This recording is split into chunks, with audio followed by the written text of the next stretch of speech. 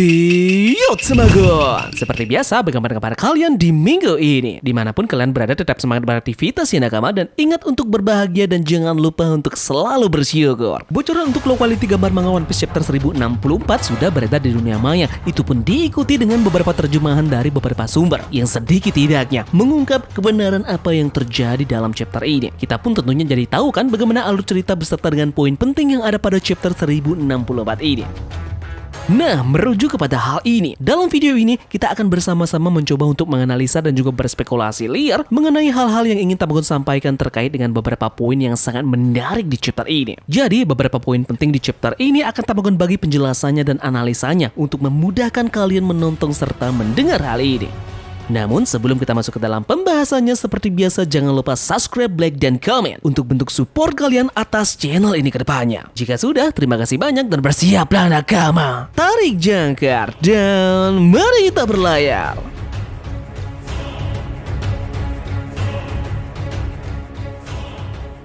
Jadi kita akan masuk langsung ke dalam poin pembahasan kita yang pertama. Poin penting yang menarik untuk dibahas adalah mengenai puding yang sudah ditangkap oleh kru Kurohige. Dia sekarang ada dalam penjara di kapal mereka. Apa sebenarnya poin dari Eiichiro Oda memperlihatkan puding yang sudah diculik kemudian dipenjara di kapal Kurohige? Tamagon rasa ada maksud tertentu dari Oda memberikan kita informasi penting mengenai hal ini, terutama dengan masuknya puding ke dalam cerita di chapter ini. Dalam chapter ini, kita hanya diperlihatkan puding yang dipenjara kemudian dia berbicara dengan bawahan Kurohige. Di sini pun belum dijelaskan tentang mata ketiga dari puding yang berhasil untuk dibangkitkan. Begitu juga dengan apa tujuan dari Kurohige ini menculik puding dan membawa dia ke kapalnya. Penegasan cerita puding dalam chapter 1064 ini akan terfokus kepada dia yang sudah menjadi tahanan di kapal Kurohige. Nah, menurut Tamagon ada hal yang unik dari percakapan antara puding dan juga bawahan Kurohige di penjara ini. Salah satu bawahan dari Blackbeard ini seperti mengejek era lama yang mengatakan bahwa jika dia percaya pada legenda lama seperti Big Mom, dia tidak akan bisa maju ke zaman berikutnya. Kemudian cecurut ini pun mendewakan kapten yang sekarang yaitu Kurohige. Puding mengatakan bahwa jika Mama masih hidup, dia tidak akan mendengar lagi kata-kata itu keluar dari mulut kotormu. Bawahan Kurohige ini kembali mengatakan bahwa musuh yang sekarang kita lawan ini adalah salah satu bajak laut yang bertanggung jawab atas kematian dari Big Mom.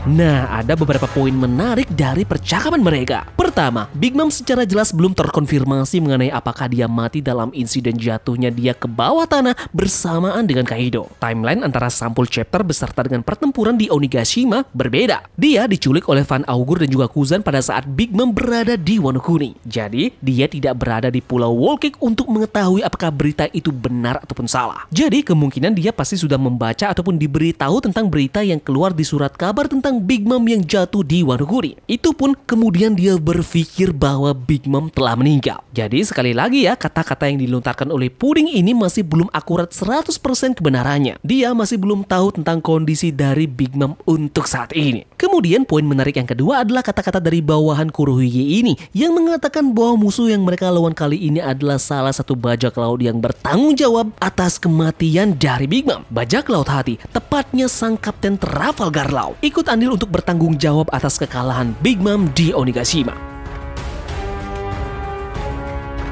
Nah, dengan melihat kaptennya yaitu Big Mom yang dikalahkan oleh salah satu supernova ini, tentunya anak-anak Big Mom pasti tidak terima kan dengan kondisi ini. Apalagi jika mereka semua mendengar kabar bahwa bukan cuma kalah, namun Big Mom dinyatakan tewas dalam pertempuran tersebut oleh Trafalgar Law dan juga Yuta Kid. Jadi bisa kita simpulkan bahwa semua anak-anak Big Mom beserta dengan pasukannya akan mengira bahwa memang di pikiran mereka semua Big Mom sudah mati di tangan dokter bedah dan montir ini. Masih ingatkah kalian dengan anak-anak Big Mom yang sampai saat ini masih belum terlihat keberadaannya di mana? Terakhir kita melihat mereka berupaya untuk mengikuti Big Mom ke Wano Kuni namun selalu gagal untuk memasuki wilayah Wano Kuni. Surat kabar pun telah disebar oleh Morgan dan sudah sangat jelas informasi yang ada pada koran tersebut yang mengatakan bahwa dua orang sudah berhasil untuk ditumbangkan di Onigashima. Mendengar hal ini, tentunya anak-anak Big Mom ini tidak terima dengan apa yang terjadi. Jadi, prediksi Tamagon, pasukan dari Big Mom ini akan memiliki dendam kesumat terhadap pelaku yang bertanggung jawab atas tewasnya Big Mom.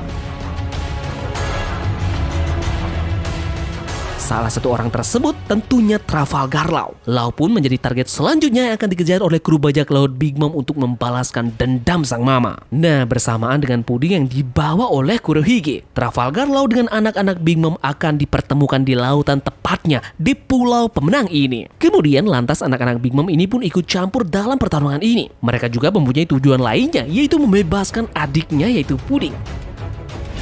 Apalagi juga diketahui bahwa kru Kurohige sudah mengacak-acak markas mereka yaitu Pulau Oge. Jadi peran mereka ini akan menarik jika masuk ke dalam pertempuran ini, mengingat anak-anak Big Mom masih belum mendapatkan porsi cerita di Wano Kuni. Dalam chapter ini menarik juga membahas mengenai gaya bertarung dari kru Law. Banyak dari orang menganggap sebelah mata kru yang dimiliki oleh Law. Prediksi sebagian besar mengatakan bahwa pertarungan dari Law dan juga Kurohige pasti akan tidak seimbang. Nah, itu pun langsung terbantahkan dalam chapter ini. Kita harus memberikan big respect kepada kru dari Law. Pasukan dari Trafalgar Law benar-benar luar biasa dan bisa untuk menandingi beberapa kru Kurohige. Mereka mengatakan bahwa pertempuran laut menjadi lebih menyenangkan karena mereka bisa dengan sangat mudah mengungguli lawannya. Dengan kata lain, bahwa sebagian besar kru yang dimiliki oleh Trafalgar Law sangat pintar untuk membuat strategi, berkomunikasi, dan kemudian juga pandai untuk menyelam. Mereka benar-benar sangat kompak untuk menyerang dan juga bertahan. Beppo juga punya hal yang unik yaitu telinganya. Dia bisa langsung mengetahui bahwa di arah jam 3 ada Van Augur di sana. Itu juga berarti kemampuan pendengarannya begitu jeli. Belum lagi cekatannya Jean Bart yang mengantisipasi serangan dari Van Augur ke arah dari Law. Namun bahayanya jika mantan Admiral Aokiji yang akan muncul dalam pertempuran ini. Aokiji adalah momok menakutkan dari bajak laut hati. Bagaimana tidak, kekuatan dari Aokiji bisa untuk membekukan lautan dengan sangat instan. Itu kemudian akan membuat kesusahan kru Law dengan gaya bertarung mereka yang mereka katakan bebas di lautan. Lautan akan berubah menjadi daratan dan itu akan memberikan peluang untuk kru Kurohige tidak lagi takut karena kelemahan mereka adalah tidak bisa berenang. Jadi dengan puding yang terlihat di chapter ini, bisa saja dalam kapal tersebut juga ada Aokiji, mengingat Van Augur juga sudah berada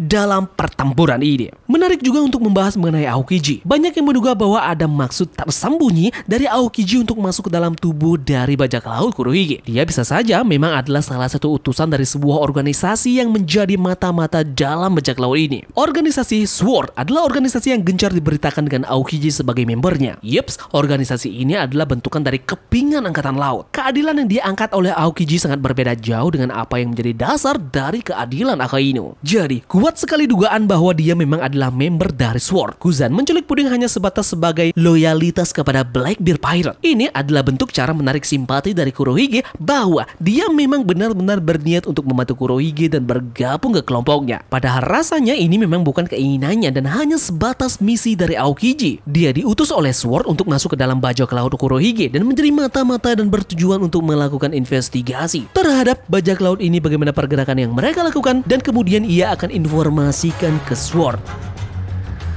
Menariknya juga Koby yang sudah ditangkap oleh Kurohige. Ini juga akan menjadi misi dari Aokiji untuk menyelamatkan Koby dari tangan Kurohige. Jika kalian pernah menonton teori Tamagon tentang insiden Rocky Port, nah di sana Tamagon menjelaskan bahwa Trafalgar Law juga menjadi salah satu member dari SWORD bersama dengan Drake dan juga Koby dalam insiden ini. Untuk lebih detailnya silahkan menonton teori ini ya. Tamagon sudah cantumkan linknya di pojok kanan atas video ini. Jadi, bagaimana jika Aokiji akan mengubah haluannya dalam pertempuran ini dan menyelamatkan Law dan juga Koby di saat yang bersamaan?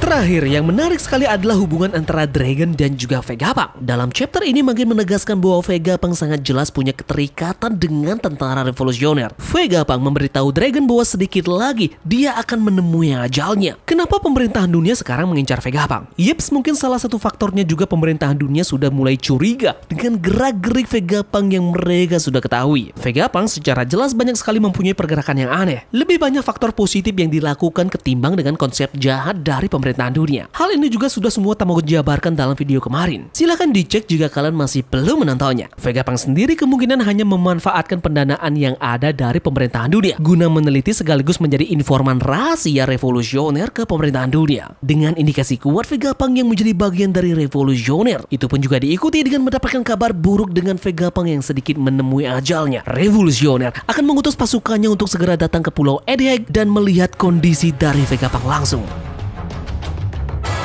Siapa dari revolusioner yang akan diutus ke sana? Sabo? Tentu tidak. Dia sekarang masih belum diketahui keberadaannya dan masih menjadi misteri dengan kejadian di Lucia kemarin. Bagaimana dengan para komandan yang lainnya? Mereka juga tentu tidak. Mereka semua masih ada dalam tahap pemulihan dari insiden kemarin yang bertarung dengan Admiral Fujitora dan juga Aramaki di kejadian Reverie. Jadi tentunya akan sangat berbahaya jika mereka yang menjadi tameng dalam menjaga Vegapunk dari target pemerintahan dunia. Yeps, jadi Monkey D. Dragon lah satu-satunya orang yang tepat dan bergerak ke Pulau Egghead untuk menyelamatkan Vegapunk. Vegapunk ini adalah orang yang penting dan kemungkinan dia adalah salah satu elit dari revolusioner. Dia adalah permatanya, jadi tidak sembarang orang yang ditugaskan untuk menjaganya. Nah, dan entah kebetulan atau tidak, Luffy dan juga kawan-kawannya sudah berlabuh di Pulau Egghead. Disinilah waktu yang sangat tepat untuk mempertemukan ayah dan juga anak. Monkey D. Dragon akan bertemu dengan Luffy di Pulau Vegapunk. Upgrade besar-besaran tentu kru bajak laut topi jerami ini akan dapatkan di Pulau Egghead. Dan Dragon akan menceritakan banyak hal mengenai apa yang akan menjadi tujuannya dan juga rencana terakhirnya untuk mengkudeta kekuatan pemerintahan dunia bersama dengan anaknya yaitu Luffy. Tentunya akan banyak misteri-misteri yang diungkap oleh Dragon saat pertemuannya dengan Monkey D. Luffy. Yeps, bagaimana menurut kalian dengan analisa Tamagon mengenai chapter 1064 ini? Jika kalian punya pendapat ataupun prediksi liar mengenai chapter 1064 ini, tentunya silahkan tulis di kolom komentar ya, dan silahkan baku hantam. Terima kasih ya dari kalian yang sudah menonton video ini. Semoga video ini membuat kalian terhibur. Sekian dari Tamagon, dan turunkan jangkar. Mari kita berlabuh.